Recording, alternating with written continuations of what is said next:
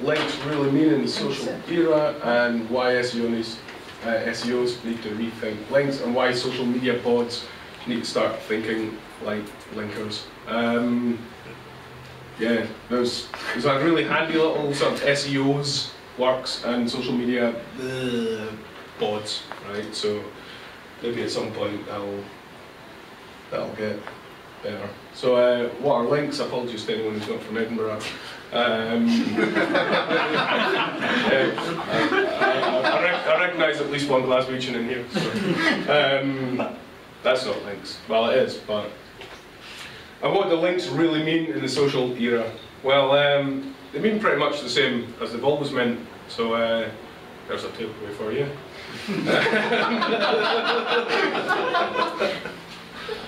But seriously, links pretty much do mean the same now in the social era as they've always meant, which may be quite significantly different to how they're perceived within the SEO industry today. If we look way back, in 1892, there was a Belgian lawyer turned bibliographer, sorry Doug, who was called Paul Otlet, or Otlet, or O-T-L-E-T, who wrote an essay entitled Something About Bibliography. Basically in that he laid out his belief that books were inadequate medium for conveying facts, just due to the fact that the author could put facts in wherever they wanted within their narrative, and as a reader it would be quite difficult to find the information that you were actually after. So he proposed what he thought was a much better system, which is a system of index cards, which were all linked together, each containing individual chunks of information, which would allow all the manipulations of classification and continuous interfiling between them. It would also require a very detailed synoptic outline of knowledge to allow classification of all these chunks of data. Sounds familiar? Yeah? Well, in 1895, along with his friend, the later Nobel laureate Henri Lafontaine, he began a collection of index cards to catalogue all these facts. And it was known as the Répertoire bibliographique universel, or, en anglais, the Universal Bibliographic Repertory. At the end of 1895, it had 400,000 entries in it. It later grew to 15 million entries. A year later, well, that already sounds familiar as well, surely. A year later, he set up a fee-based service to answer questions by mail, as in mail like a stamp, not mail like we know it now, or by telegraph. You would get a response, basically with a copy of the relevant index cards with the facts on it, and you would get warned if your query was liable to produce more than 50 results. So that was paid for, but ultimately that was an analog search engine, right? So the methodology that he had was that he had his index, and he had this referencing to the index, ultimately links.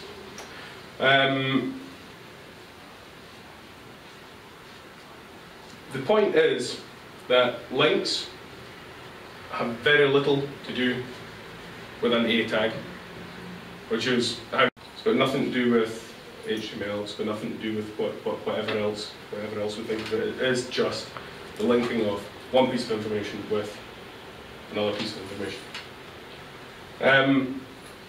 Otley then realised at some point that paper was too cumbersome for what he was proposing, and he started sketching out what he thought were precursors to, well no, he didn't think they were precursors to the internet, but they were pretty much what, given the technology that was available then, involving microfiche and telescopes, that you would somehow have inter-network telescopes that would be able to look into microfiche documents that would then link from one bit of information to another bit of information in the same sort of fractured way that he had his index cards.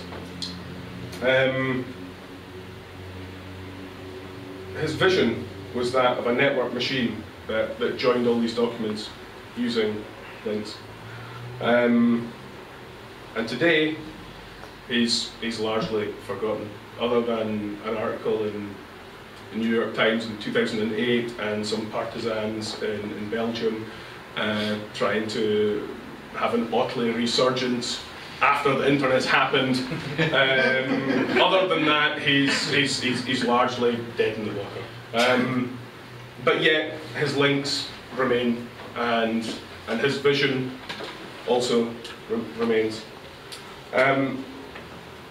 So why SEOs need to rethink links, in my opinion, is that in the social area we've got personalised search results, we've got tweets, we've got Facebook updates, we've got LinkedIn updates, we've got Yelp, TripAdvisor, Foursquare, etc., etc., etc., etc.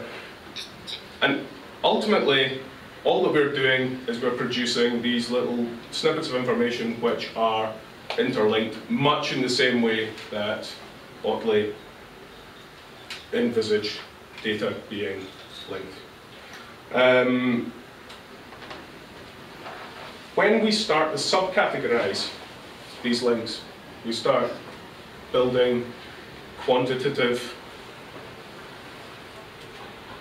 metrics to measure these. So we start saying we've got blog links, we've got footer links, we've got social links, we've got links from Twitter, we've got redirected links, we've got etc., etc., etc., etc., etc., etc. And we start quantifying all of these as opposed to looking at the qualitative nature of them as Otley would have remembered them. So we're not looking purely at relevance, but we're looking just at links for the magnitude of them. So by focusing on the items linked to and linked from, as opposed to the links themselves, we put ourselves in the quality camp as opposed to in the quantity camp. Which kind of leads on to the next part of what I wanted to say, and that's about why social media people, bots, need to forget engagement as the panacea metric and start thinking more like linkers. So when we look at the efforts to categorize and link chunks of information, ultimately that's designed to allow greater access to all pieces of information for all people, and the web has allowed that to happen more and more every day. If we look at the rise of UGC, if we look at the rise of Facebook, and before it, MySpace, or the reoccurrence of MySpace, etc., etc., etc., we're looking at people giving their take on these things. So we're looking then beyond just the quantity, but we're starting to look at the quality of it as well. And SEOs in particular have long recognised bad neighbourhoods, toxic linking, anchor text, etc., etc., etc. Not just the fact that it's a link, a piece of connecting fibre between two things, but that we are actually looking at the context of what it is, albeit that, by and large, this often gets ignored.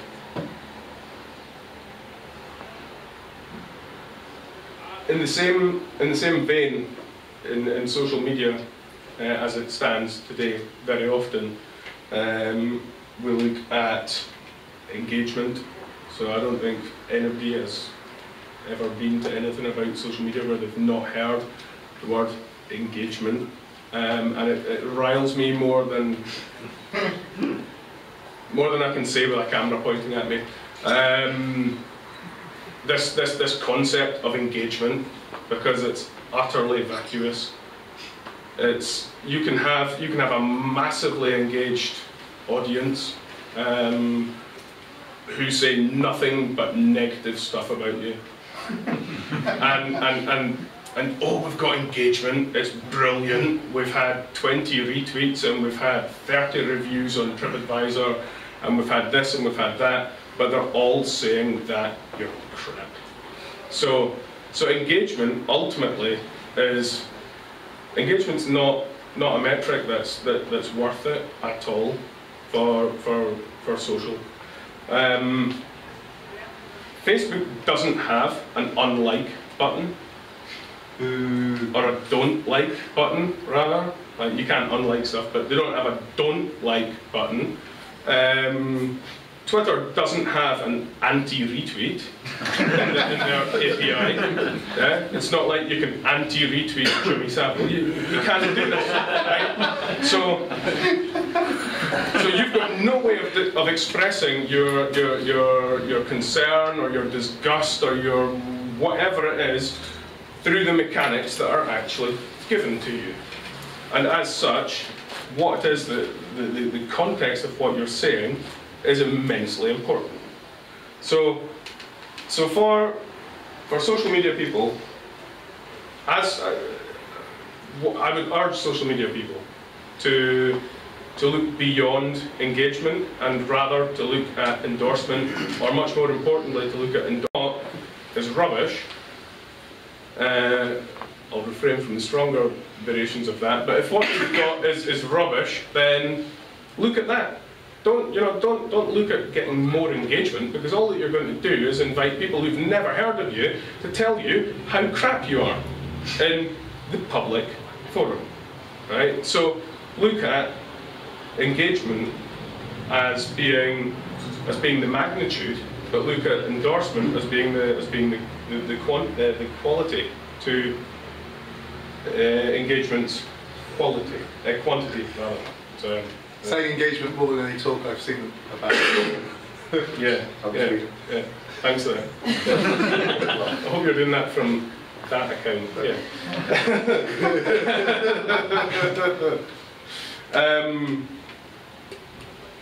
Yeah. So I mean, counting likes and counting retweets pretty much in social means the same as counting links does for SEO.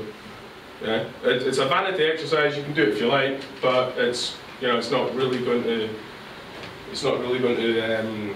give you any massive benefit.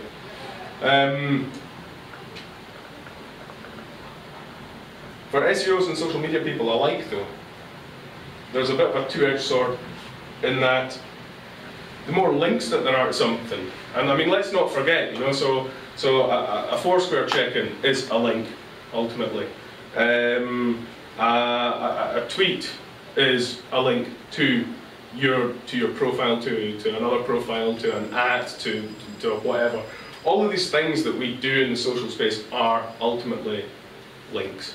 Whether or not they've got ranking factors for SEO is another question entirely. But all of these things that we're doing and that other people do out with our control, hence coming back to looking at the endorsability of something, you want people to be saying good stuff about you, well, do good stuff. Yeah? If you spill oil in the Gulf of Mexico into all of that water, people are going to say lots of crappy things about you, and quite rightly so. If, on the other hand, your child comes home from nursery with some oil that's been spilled into water and a bit of paper's then been laid on top of, you're going to be delighted. Of course you are. Well, I am, right? So the same, ultimately the same action can result in very different emotions in different people as well. So the two-edged sword that we've got is that links ultimately result in visibility, and in particular in the social space where we're looking at these types of links. There are links between circles of people who are connected with other people, and they then are exposed to what you think, whether good or bad. So visibility, links result in visibility, visibility results in scrutiny. And again, it comes back to what is it that you're peddling. If it's not a bicycle, you're probably in shtick. But more often than not, the most dissatisfied and the most disgruntled are the most engaged. Sorry about that. I was looking one beyond you, Mike. Sorry. It's more disgruntled than that. I don't believe it for a second. So social media people should start thinking like linkers. Really? Well, in part they should. And not those kind of links, or those. Those links are good links. But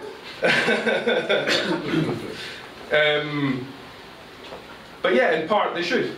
So you can't control what gets linked to in social media.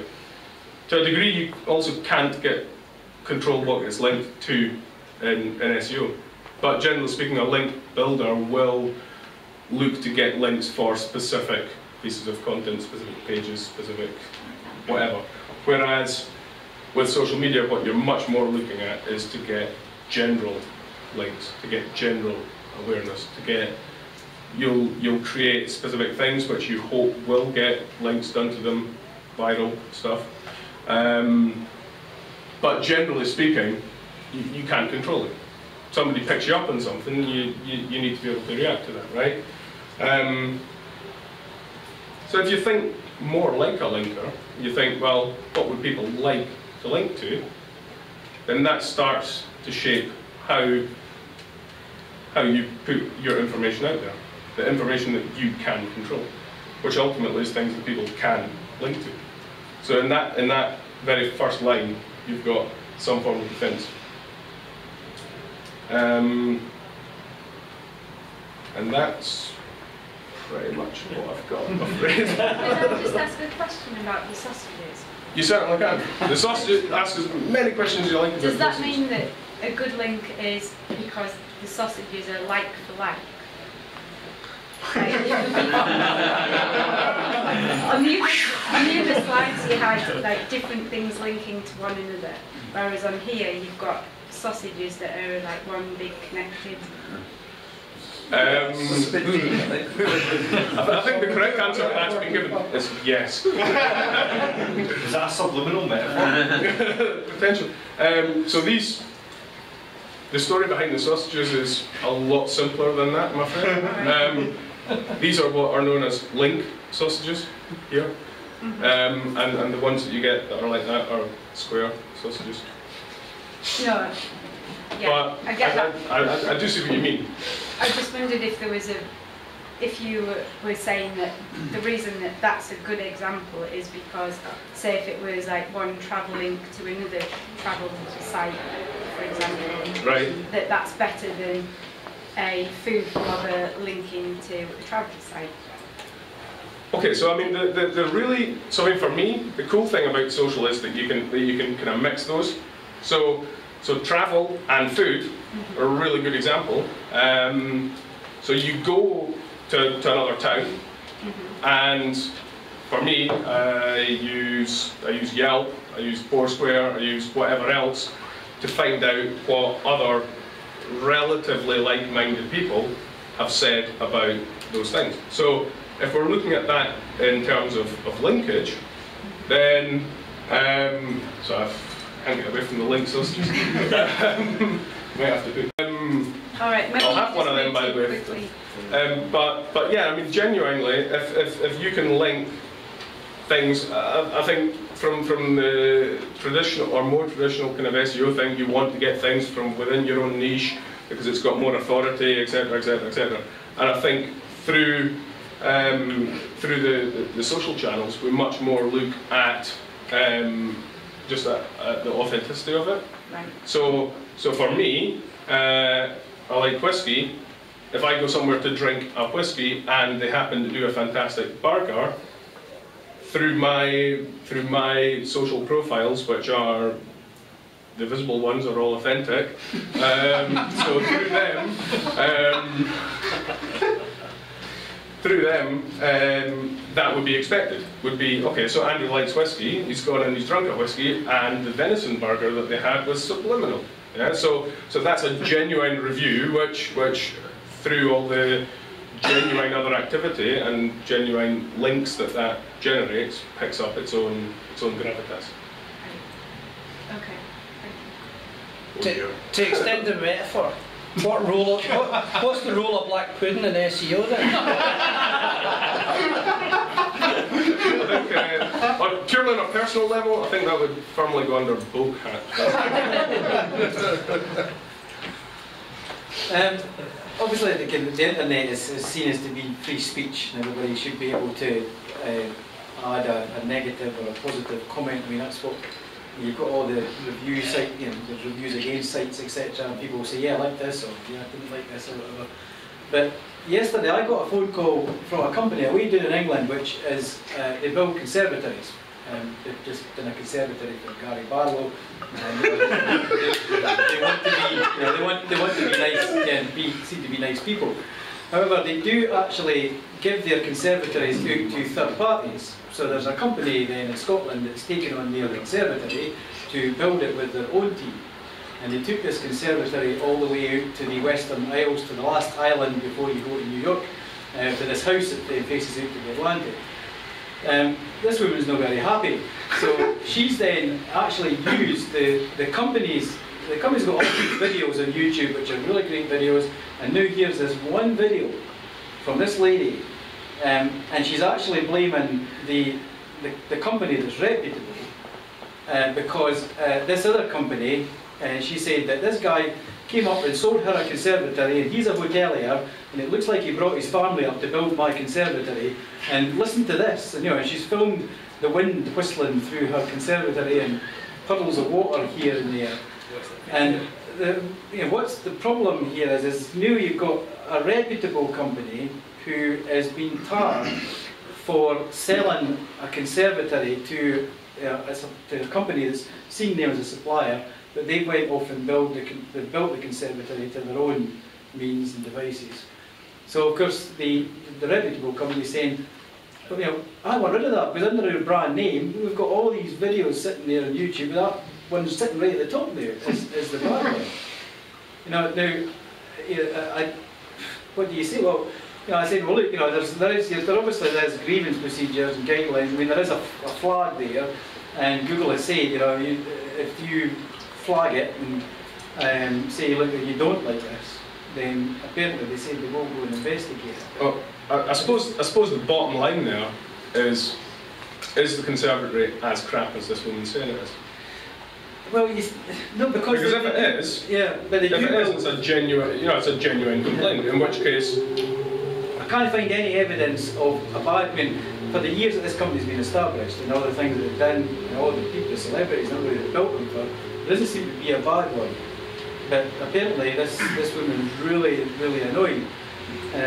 It's not about the conservatory; it's about the builder. Well, yeah, well, it should be about the builder. It should be, but she's actually blaming the main supplier. She thought she was then she's getting this brand name conservatory from this big company in England, and yet the company in Scotland, apparently they're the third party that can go and deliver for them.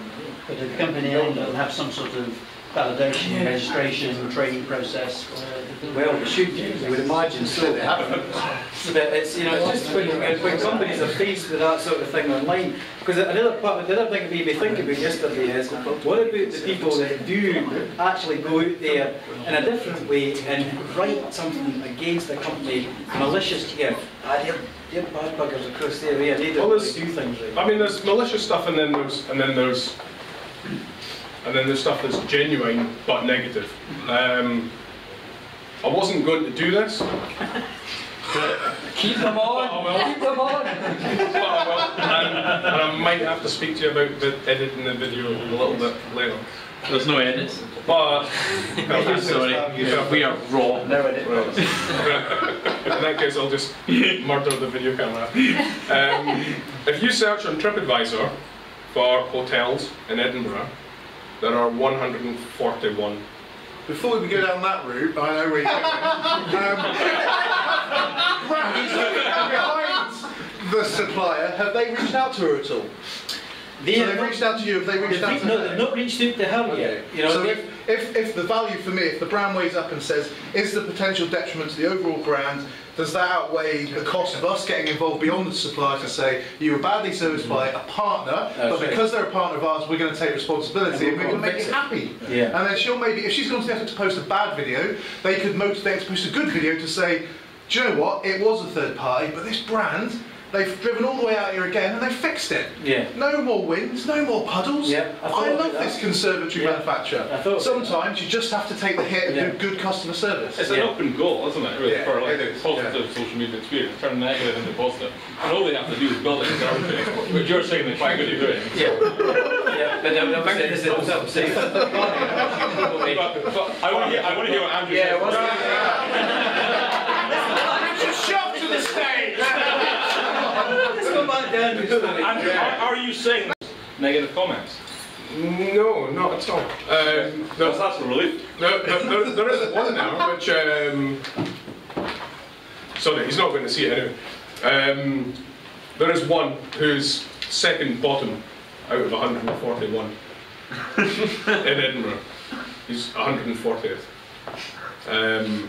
And he's got an incredibly engaged audience. But all of them are saying that he's crap.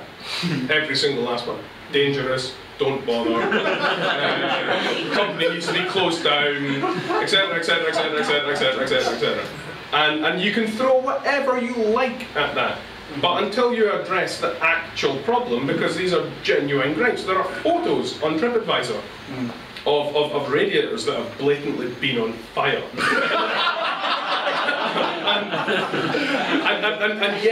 and yet instead of fixing that, this company spends inordinate amounts of cash.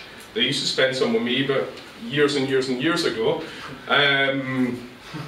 They were a good bit higher up TripAdvisor then. That was before the fires. I'm not making it but genuinely, you know what I mean, like fix whatever it is that's wrong. I think you know that comes down to this as well. You know, if you put your hands up and you say, do you know what, we got it wrong, sorry about that. Here's a solution for you, and you then do what is humanly possible to right a genuine wrong, then you're on a winner. On the flip side of that, you can also do it quite flippantly. I don't know if anybody else saw the body form thing in the last couple of days. There was some guy who thought, probably like a lot, apologies ladies, but who probably thought along the lines of rather a lot of other guys about these sanitary towel adverts that are on TV, and it's blue water they pour, and it's always skydiving and horse riding and swimming and high jump and whatever else, and it's kind of like all these things. So this guy's written this comment on Bodyform's Facebook page, saying about how disappointed he was when he eventually got a girlfriend and was waiting for this magical time of the month when they could do all these exciting things and she would be wearing really tight white clothing and all the rest of it, and how he's just been disintegrated just into the depths of despair because it's not like that. And the CEO of Bodyform's basically come on and done a response to him, which is absolutely hilarious. I'll not spoil it anyway if you've not seen it, but have a look at it. And then basically, that's someone who's done a totally erroneous kind of jokey kind of complaint, thought, oh, look at this, I'll get, and he got, I think, 80,000 thumbs on Facebook for it. And the video on YouTube has a multiple of that within 24 hours because it's such a spectacular put down. And it's, you know, it's entirely justified as well.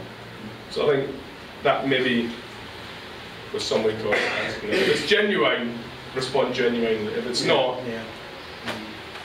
be creative.